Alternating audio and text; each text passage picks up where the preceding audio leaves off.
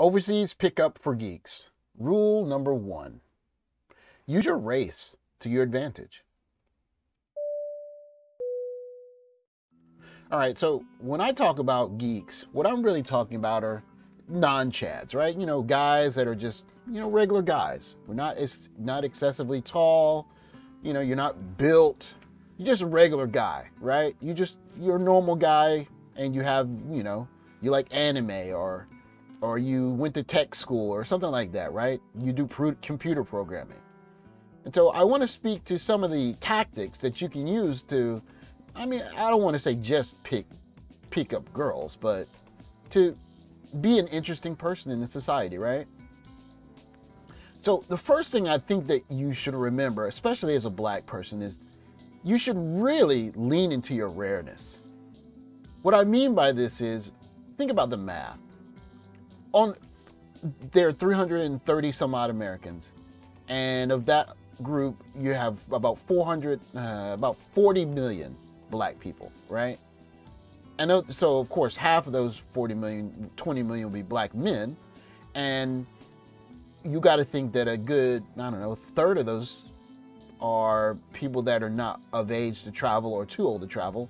So really, you're talking about 13 million, 12 million black men, if that, 12, 13, 14-ish million.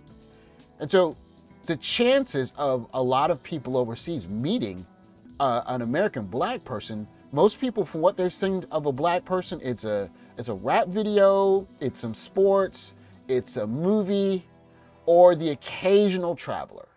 It's not exactly like, Caucasian people, because Caucasian people are in history books. They travel more. So the chances of people coming in contact with a Caucasian as a Caucasian American or European compared to an American black person is much greater. So use that to your advantage. When you meet someone that has never seen a black person, or they've only seen 2 or 3 black people, it's an advantage if you want to use it that way. And so you can, I don't want to say that you're like a movie star, but you'll see sometimes you kind of sort of are. Like, if you've never seen a person that's headball with a beard, or a guy with dreads, or a guy with, I don't know, we're Americans, we do a lot of different things. And especially if you go to a country where, it's not an abundance of dark-skinned people, then you're really going to stick out, right? And so, use that to your advantage. People are going to be curious.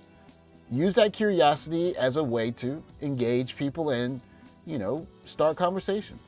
And, you can do that the way that you choose to, but lean into it.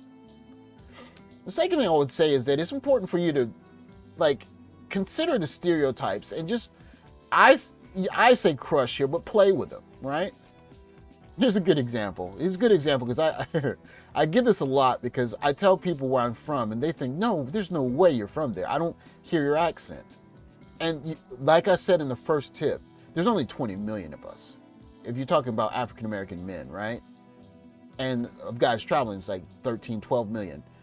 So when people are thinking about what African-American men are like, they're not thinking you're going to have a shirt and tie on, then you're going to speak in complete sentences, or better yet, you're going to speak their language, and even better, speak it fluently.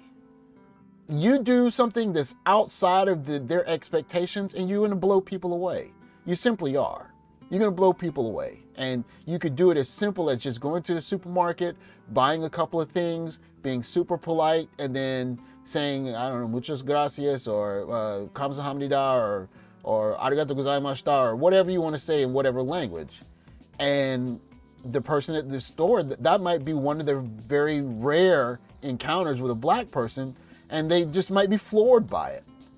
And you can use these kind of stereotypes that you're dumb and lazy, you're concerned about sex, everyone can dunk a basketball, everyone likes rap music, and you can play with that. Like, you could say, someone could like, oh, you like, I don't know, Nicki Minaj. You're like, who is that? Right?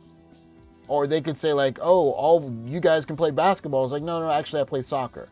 Little things like that you can do, and it can just throw people off of their kilter, right? And you can play with that. And it's really cool the way you can play with that, because when you start messing around with the stereotypes, then you actually look like an individual human.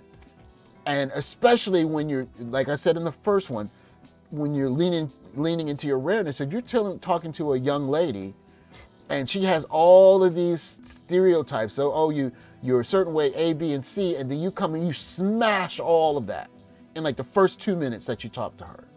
Then you get to recreate the image of what you are as an individual who happens to be black, right? Lean into it. And use those stereotypes as a Candy Crush. Second, I would also say that show your uniqueness. So, like I said in the first 2 points, a lot of people are expecting one thing, right? They're expecting you to be a good basketball player. You might be a good basketball player. You could show people you could dunk. You could show them, like, oh, actually, I'm into comic books, and you start quoting lines from the comic book or from the famous TV show fluently in that language. Or you start talking about how much you care about a certain soccer team or football team.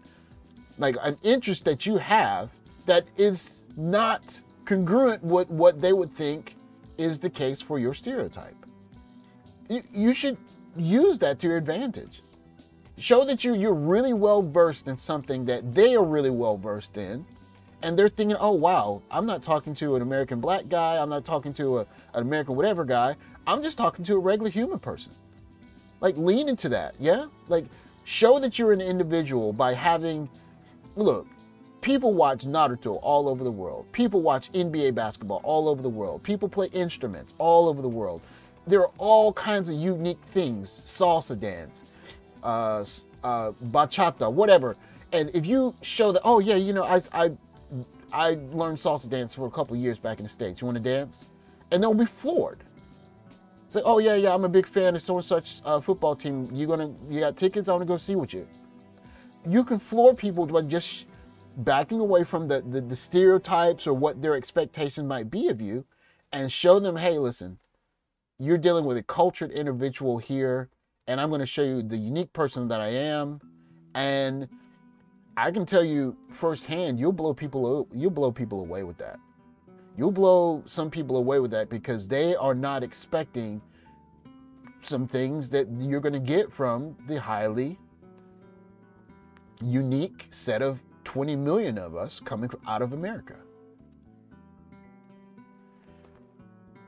When I say be respectful yet prideful, I think there's a balance between showing how much you respect the culture that you're in, but also saying, you know what, I'm pretty damn cool too. My culture is pretty damn awesome also. Now, maybe in terms of the behaviors, and you know, there's some things that we take issue with in the States, so that's fine. But when you're talking about, I'm proud of my facial features, I'm proud of the way I look, I'm proud of the food that is part of my culture, right? The songs that we can sing, right? The songs that we sing that are healthy songs, maybe some older church songs or maybe some older rap songs, things like that, right? There are parts of my culture that I'm very proud of still, even though I take issue with some parts of black culture. They're showing a proper balance of, like, you know, your culture is really cool, but I have some pretty cool things in my culture too. So it's not like I'm bowing down to you. I'm just showing you a bit of respect. Your culture's kind of cool, yeah. It's cool, but my culture's pretty damn cool also. Showing that kind of balance of, I respect your culture and I'm a kick-ass person and I come from a kick-ass whatever. Hey man, you can do a lot of stuff with that. Like, you could just have a healthy balance of how much you respect another culture versus, you know, how much pride you show, because you should show pride. We have a very special culture, and it's not always great, but there's no other culture like it. Nobody else talks like us. All of the movies, you see all the movies, they're mimicking every dance step, every mannerism, all the ways that we talk, all of the songs that we sing. So it's cool to say, hey, listen, I know you guys like our swag. You like our swag. You like the way we sing, the way we dance, the way we carry ourselves. We know that. And I'll show you an appropriate amount of respect because I'm here, that's cool. But it's not like I'm bound down to you guys. I'm a guy who's here and I'm enjoying myself. And I'm a pretty cool ass dude, so, you know, respect it, right? And last thing I want to say is, when I say leave it better than you found it, this one thing I like to do, and it's not necessarily in the culture, but I do it anyways. So I live in a country where you're not supposed to tip. And occasionally, most times I don't tip, but when I ride in a taxi, right? I'll get in a taxi and they'll take me somewhere and I'll, pay the fare and I'll leave like an extra $1 or $2. And I say, yeah, get a cup of coffee. And so that time, after that, he knows like, oh, I don't know about all the passengers, but this one black guy, he left me a tip, right? I'll do that sometimes, like if I'm at a restaurant and they're getting crushed, or someone does a little bit of extra, something nice to me at the store, something like that. I'll do something, the small little thing to be nice. So if I'm in a hotel, I'll make sure that the bed isn't super sloppy or stuff like that, or even like if you have a girlfriend and you, instead of like, just sending her home, you could give her a ride home, or you could walk her home. Something that's a little bit extra, just to show that, hey, listen, this is the way we do it. Like if you're gonna deal with a black guy, I don't know about all black guys, but some black guys are gonna leave things better than they found it. And I'm one of those guys. I think that's actually a really important thing for people to do. I really do.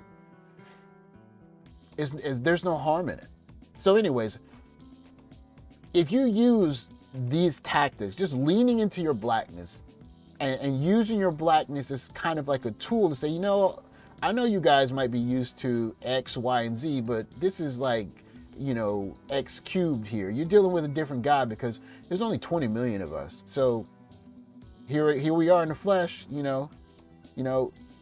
all of those expectations you might have had of black people, you might have to reevaluate those because you're meeting a real one right now. And you kind of carry that attitude around, you can do something with that.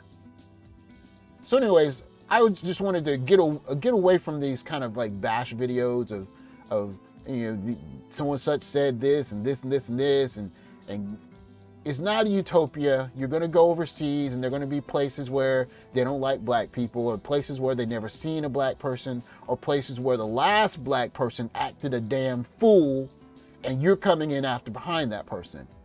And you have to be aware of those kind of dynamics in play. So when you're dealing with someone, you might not know what their last experience or all of their experiences amounted to, but you can set a new standard. That's why I say leave it better than you found it. You could break the stereotype. Like I said earlier, you could be someone that they've never met. It's like, oh, wow. And I get this a lot.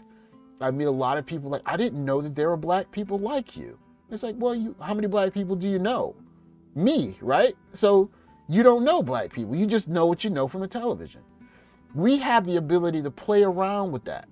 And we can just smash stereotypes, and we can reset the standard for which people look at black people, at American black people. Anyways, I don't want to ramble on for too long, but get away from some of these videos that are just kind of doing the whole thing, and just speak to some of the actual realities that you're going to deal with when you actually get overseas and you get a chance to start interacting with some people. So, like I said, lean into your blackness. Don't be unapologetic. Show an appropriate amount of respect, yet have your appropriate amount of swag, and let's crush some stereotypes. Let people know that this stuff you're seeing in these no voting, no whatever, that's not us. That's not us. We are a special, unique people, and now that we're finally getting some passports, we have a chance to show people who we are, ourselves. That's all for today, guys. I'll talk to you next time. Please like, subscribe, and if you have any comments, please listen down below, and I'll catch you guys on the next one.